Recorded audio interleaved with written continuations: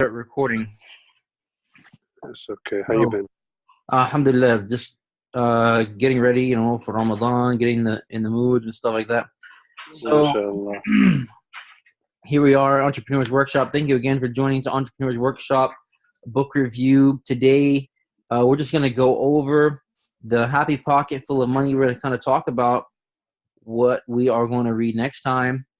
And see, the last few things we had in the Happy Pocket were literally just I think it was What Are You Waiting For? Let's see. Yeah, I believe that's it. So I'm just going to read this last part and share my screen real quick. And we'll read this last bit. So what are you waiting for? What's holding you back? You can be the greatest vision you have ever had of yourself. Yes, the very greatest. No matter how ridiculously great it may seem, now is all within your reach, your easy reach. Seize the moment. Now. You have no reason to wait and no one to blame. Be great in whatever way you choose to be great. Now, here. Appendix, we need your testimonials and stories. Yes, you really do us and the world a great service when you share experiences, so please do share them. It will only take a few minutes. Simply tell us what your experience has been, and we'll let the world know. It helps us in knowing how we are serving you, and it helps other people in gaining confidence in our materials and knowing that they help them just as they helped you. So please don't be shy. Go for it. So cool. Actually, you know what? I think that's a good opportunity for us to actually start sharing, since we started business and since we started kind of delving into the world of self-development, what kind of accomplishments have we made? And I'm going to just ask you, Saleh, because I know you have a lot to say. Can you go ahead and touch on that? Oh, you put me on the spot, brother.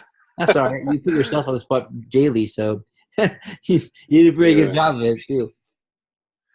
It's okay. Now, first, you tell us, like, since you finished this book, what values did you gain? Since you're the one who've been reading it, consistently, you've been number one. So share with us, please. See, that's what you call passing the buck. So No, this is yeah. this is honest truth. I So mean, you're the one I who really from day one. I really liked a few things in this book. Uh-huh. One of them gets your mind thinking about how you can really do whatever you think. Okay, and that's because thoughts are a thing, and matter is a thing, and they're actually the same basic structure, like the quanta in quantum physics, just like energy packets, right? So there's quanta, wave-like energy particles. Thoughts are a thing, and they have to be happen to be chemical processes going back and forth between your brain, and you have memories and stuff like that. So it's a thing. It's a physical thing, okay? And you can actually transform those thoughts into reality, and even perception is reality. So that's what really is intriguing about this book, because it makes you start to think about how powerful your own thoughts are, and you become more Mm-hmm. self-aware, more aware of what it is you're focusing on. Okay. So, Yep. so I really like that about the book. And then it starts talking about, different aspects of wealth and happiness, and how you can be happy as much as you want to be. It's just like Abraham Lincoln said, every day you have the ability to determine what kind of attitude you're going to have that day, or something like that, right? Whatever he said. And that's the main thing. It's a matter Okay. of your own perspective, and if you want to go, if you feel like you have that desire to experience something, then you can do it. You have nothing to stand in your way except yourself. I was just talking to a guy the other day. I said, "How's work?" And he said, "Yeah, it's okay." I'm like, "Well, what do you do?" He told me, and like, "Well, how's it going?" He's like, "Yeah, it's all right." I'm like, "Well, okay." So then I started talking to him about, how. He said, he started telling me how much he makes. I'm like, well, yeah, I see. And then I talked to him about, well, you have the ability to stay as that employee. If you look at the cash flow quadrant, here I am quoting Robert Kiyosaki. Right. You know, you got the employee up in the upper corner there, and then that's what most of us are, right? And then you have the self-employed or the specialist, you know, and then you have more freedom, but you have to work longer hours. You get taxed more. You could make more, but still. Yeah, I'm sorry. It's okay. Yeah. You want me to mute you? No, no, no. I can listen. You know. Navigating to pick up Alex. I'm gonna mute it, okay? So you don't have to worry about you making noise. And then we have the business person on the other top part of the quadrant, and that's person that they own a business, they own a system, they have people who work for them, they have systems that work for them, and those people who are more free, and they get taxed less. And so I just started talking to him, and I got to the point where I'm like, well, what's preventing you from getting from point, you know, E to maybe point S or even point B, right? What's preventing you? And you know, we came through the whole logic, but basically what it boiled down to is it was him. There's nothing holding him back. He literally said nothing. I said, well, no, it's not nothing, because if nothing was holding you back, then you'd already be there, right? So then eventually came to the conclusion, it's like, I'm holding myself back, you know? And that's what this book addresses. So I didn't mean to go into a tangent. I wanted to use an example of something to show how this book addresses that aspect of our minds and our mindset. This book, albeit some of the constructs, some of the beliefs, some of the doctrine in the book is quite you know, strong, and I would say even far-fetched to say that you're like a co-creator with God. I would say you are a creator with God's permission, you know, and you can go so far as God allows you. You know, God subjects the earth to our benefit, and so we have the ability to do whatever we want with what God has provided us. At the same time, we have to understand that there's very few limits, okay? And the limits that we perceive are really, most of the time, those are limits that we put on ourselves, okay? God has said, so we have not given you of our knowledge, except very little, because God's knowledge is all, you know, ever vast. It's infinite, right? And so there's so much more that we could accomplish if we were just using our minds more, if we were just thinking more deeply and more clearly about what we want, and we focus on it. We're going to be able to come closer to accomplishing our goals and accomplish more than we ever dreamed of, because before, most people don't even dream. That's what the thing is. People don't even dream because they don't think that they can do it. They don't believe in themselves. And that's what this book addresses. It talks to you about, hey, look, we're all made up of the same thing that all those billionaires are made up of, and all those billionaires' ideas are made up of. It's the same basic thing. So it puts us all on the same playing field, right? And then it talks about how, you know, time is not really it's not really a factor. Money is not really a factor because money comes and goes. These are the things that we really need to put into our minds and then put to practice, because people say, oh, I can't start a business because I don't have money. And that's literally the worst excuse, because they don't know what they don't know. Like I was just talking to somebody today, and they're like, I really want to start a business, but I don't have good money. I don't have good credit. I'm like, that's not the only way you can start a business, you know? She's like, I can't get a loan. I'm not eligible to get a loan from a bank. I'm like, well, you don't have to get a loan from a bank to start a business, you know? You don't even have to bootstrap it. You don't have to start with your own dollar, you know? There is another way to use OPM, other people's money, you know? And so there's a lot of different ways. You have to be resourceful, and I've said this many times, as opposed to having necessarily the resources, okay? And then a lot of other people, they talk about how they don't have the time. Now, this book completely, like, you know, warps your whole understanding of time itself and says there is no future, there is no past, it's all now. Everything's happening now. Your whole body is experiencing. It's talking about how your soul is like infinite, and your soul is time omnipresent or whatever. And that's fine. But the point is this: the focus is really take action now, because really now the only time you have is now, ever now. The past is gone, right? In the future, you don't know what it is. So just take advantage of every breath, you know, and take advantage of it intentionally, you know. So with that in mind, I was talking to somebody again, and here I am. I get into all these conversations with people after having read these books and stuff. You're going to get to the point where your mindset is going to be so positive you can actually impact other people. And you just sit down at a coffee shop, you can start talking to people and you can actually inspire them. So this other guy, I asked him, what's preventing you from starting a business? He said, time. So where someone said money, and I addressed that, where there's a lot of different ways to get financing and stuff. The other person said time. So, well, wait a second. Let me ask you a question. What if you had a plane to catch tomorrow? He's like, okay. Well, would you catch it? He's like, yeah, I guess. I'm like, well, wait. Would you catch it? Would you make the time? Thought you don't have any time. Like, you're busy, right? Well, yeah. I mean, if I had a plane to catch, I'd catch it. But I said, why would you catch that? He goes, because I need to go somewhere. I'm like, well, I understand that, but what do you have to lose? What do you have to lose if you don't catch that plane? Yeah, it's like, well, I guess I would lose out on my ticket, obviously, but how much is the ticket worth? Maybe it's worth $1,000, maybe it's worth $2,000. Depends on where you're going. And then you're going to lose out on time. So maybe you'll lose out on your week's vacation or 30 days or whatever it may be. You're going to lose out on some money and time. So that's going to be worth some value to you. Maybe it'll be worth 20 grand, 30 grand, 50 grand, that's a plane try, plane to catch.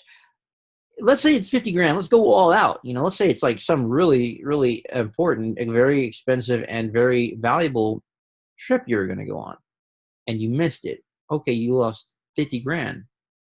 Well, obviously you wouldn't lose it on purpose. You would only by some, astronomical problem that came into your way would you ever miss your plane, because we all know how important it is. We get there like 4 or 5 hours early just so we can go through security. The point is this: why do we do that though? Well, because we prioritize that plane trip. We prioritize that above everything else. So you always have time. You just make time for your priorities. Okay, you always make time for the things that you have to do. I got to pay the bills. I have to pay my rent, or I'm going to be kicked out on the street. That's like super important, right?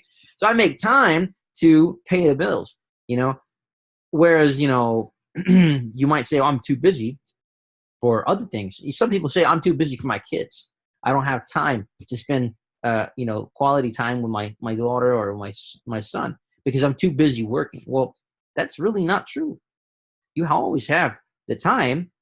Everybody has the same number of seconds in a day. It's a matter of what you choose to do with them. So what is most important to you? Is it your children? Is it having that impact on those kids? Because for the rest of their life, they're going to remember how their parents raised them. You are going to be their most influential aspect of their entire life, because the kids, they get imprinted in their mind pretty much the values that their parents instill them when they're young. So the question is, do you prioritize? Do you value that more than bringing home the check? So that's a question we all have to answer for ourselves. So let's go back to the whole plane example. So I said, okay, well, what if that instead of that plane, I'll put something else. I'll put a treasure chest. I'll tell you, it's not 50 grand. It's $1 million. $1 million, which is not that hard to come by now these days. A lot of people nowadays are making millions of dollars every month, and that's because of the power of the internet. Okay, so $1 million. A lot of people never seen $1 million, but a lot of people have, and they spend it all the time. But let's say $1 million. Now it's $1 million, and it's something super valuable, way more valuable than any plane trip. You can go on like hundreds and hundreds of plane trips with that millions of dollars. Then would you make the time for it? Would you prioritize it? Okay. The question is, for anyone who's watching this, would you prioritize and make time for that which you've seen the value for? Okay. Most people say, well, yeah. And I'll say, well, how much time would you put into it? Would you put in a year's worth of effort on the side? 2 years, 3 years, 4, 5 years? People say it's more than worth it, and that's obvious, but the fact is that it sometimes, because it's not immediate gratification, people don't seem as inclined to put in the time. Ahmed, I'll be listening in the background, okay? Go ahead. You can. Why don't you tell us something from? Oh man, I'm I'm pulling up right now to pick someone up. Okay. So I'm so sorry, but you keep going, man. You're putting a lot of value in. Please, Okay. Cool. Cool. just yeah, please. Cool. It's probably So yeah. absolutely, absolutely. So thank you for sharing that you're gonna that I'm giving you value. I always want to give value. We have to remember that we are going to receive based on the amount of value we put into the world. It's kind of like you kama tudinu tudan, or karma, or you get what you receive, or do unto others as you have them do unto you, or you get, you will receive 10 times whatever you give out. But here's the thing. Another example I gave is, and then the person said, okay, fine, I'd spend the time, but I don't know where to begin. I don't start things unless I understand it completely. I say, well, is that true? Is that really true? I mean, did you start, learning how to, read? Did you not start learning how to read before you actually could understand all the words? Of course, and stuff like that. I mean, nobody starts anything seriously first by knowing it all. Okay. And then say, well, what if you had to go to the bathroom? Okay. And that's like 10 steps away. And you also had another trip you had to go 1,000 miles away. Wouldn't each of those two trips start with a single step? Oh, yeah, of course. Okay. And don't you just need to know the initial step to take action, to go and start on that path and that journey? Of course, right? You don't have to know the map of the entire thing. And even if you do have a map, who's to say you're going to follow it all the way, right? Who's to say that things aren't going to change, circumstances aren't going to change, you're not going to find challenges. So it's important that you don't lose sight of the forest for the trees, right? Like if you get too bogged down in the details of things, and you forget that, yeah, there's a forest, and behind that forest is that big pot of gold, that I'm working toward. You just need to know that it's over there. I see the rainbow, and it's going to be that way past that forest. But I don't know exactly how I'm going to get there. Don't worry about exactly how you're going to get there. And I'm not just pulling these things out of the air. Happy Pocket of Money talks about all these things. Okay? Don't worry about exactly how you're going to get there. Just know that you are certain that you're going to get there because you are determined to get there, and you've made it a commitment. Right? It's about making commitments to yourself. It's maintaining your accountability to yourself, having an accountability partner. So that, one of my accountability partners in the business, being able to talk to one another about what you have accomplished and what you are committed to accomplish before the next time you meet with them. And knowing that it's about taking massive imperfect action, because nobody's perfect, right? And it's all a learning process. So just take massive action, and you're going to get closer, if not arrive at, or even surpass your goals. Okay. But if you don't, number one, have goals, right? If you don't write them down, if you don't communicate them with other people, at least communicate them with yourself. But if you communicate them with other people, that means you're going to be holding yourself accountable to those goals, and accomplishments. If you don't at least think about what it is that you desire, then you have nothing to really base your actions upon. You need to at least decide that I desire this. I'm working toward this goal. And then you can break it up into sub goals, sub activities, and then you can even give yourself time limits, and you can time box things, and you can make them, like I said, something you can be accountable for, and turn these things into daily habits. Okay. And know that money is something that we just give value to, and when you give value to something, and you have that, you develop that close relationship with something, you're going to have that kind of attractive energy coming and flowing to you, right? So you understand where, where I'm coming from with Saul. I'm talking about these valuable nuggets of powerful information that changes people's minds, And when I think like that, or when you think like that, whoever's watching this, and you start to come to the realization that you can do whatever you put your mind to, then you're going to find that when you start focusing and you start believing in yourself first, before you even say, oh, seeing is believing, or I have to see the whole trip before I can take the single step. No, you believe first, you take action first, and then you're going to start seeing, oh my God, that thing over there is exactly what I need. Oh, I know exactly what to do now because I've watched this video, I've watched that training, I've seen this guy who's already making it well. I've watched one of these, recordings where we talk about the business, and I know exactly what's the next step. So all you need is that next step. And so, and you're going to find when you do make those steps and you do build those relationships with the people of like mind, that you are going to realize that things are easier than they were before you even started the journey. Because when you don't start the journey, you have no clue, right? But you have to at least take the intention. Okay, I'm going to start my journey towards success. I'm going to go toward that pot of gold. And it's valuable enough for me to take the time to do it. And I'm going to find the funds. I'm going to find the resources. I'm going to be resourceful. I'm going to borrow. I'm going to, invest in this and that. I'm going to sell things. I'm going to work overtime, whatever it may be, so I can invest into the thing that's going to bring me success, time freedom, financial freedom, working freedom, wherever you want, location freedom, all those things. So I don't mean for this to be a plug, but I want to tie everything together and how it relates to the business. So that with that, if you can at least show your face and give me like a thumbs up or something, because I want to know if you have anything to share, because I'm actually going to go pretty soon. I'm going to cut this one short. I started late and I was just going to cut it short. This is just a very synopsis of kind of what value that book brought to my life and to hopefully all of your lives. Please go ahead and watch the recordings. So that, please, could you give us some closing remarks if you have a minute? You can't? Okay, he's got a customer. That's all good. So I just want to touch on this. That when you do read a book that's valuable to you, some of the best things that you can do for yourself are to try and internalize that, try and share that with others.